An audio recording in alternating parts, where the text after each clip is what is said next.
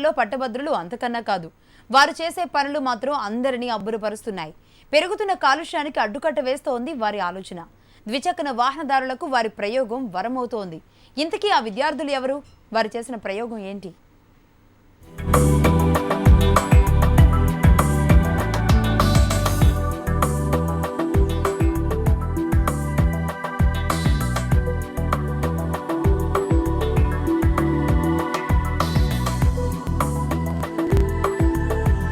ఆ విద్యార్థుల వినూత్న ఆలోచన మోటార్ ఫీల్డ్లో సరికొత్త రికార్డు సృష్టిస్తోంది.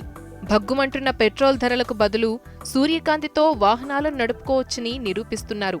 పెరిగిపోతున్న కాలుష్యానికి అడ్డుకట్ట వేసేందుకు ఆ విద్యార్థులు చేసిన ప్రయత్నానికి వచ్చిన రిజల్టే సోలార్ బైక్.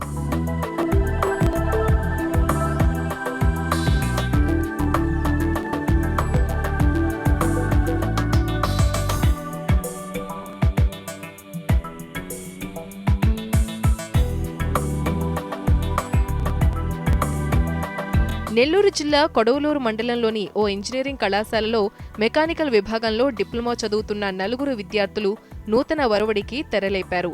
కాలేజ్ సింపోజియం కోసం వినూత్న ప్రయోగాన్ని చేయాలని లెక్చరర్లు చెప్పారు. దీంతో ఎకో ఫ్రెండ్లీతో పాటు మండుతున్న పెట్రోల్ ధరలకు కళ్లెం వేసే విధంగా సోలార్ ఎనర్జీతో మోటార్ సైకిల్ తయారు చేస్తే ఎలా ఉంటుందన్న ఆలోచనను కళాశాల విభాగాధిపతుల ముందుంచారు.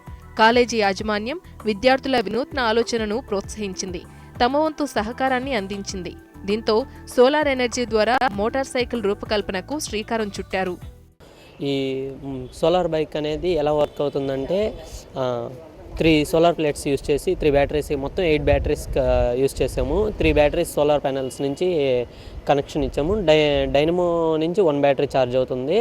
ఈ ఛార్జ్ అంతా స్టోర్ చేసి స్పీడ్ కంట్రోలర్ నుంచి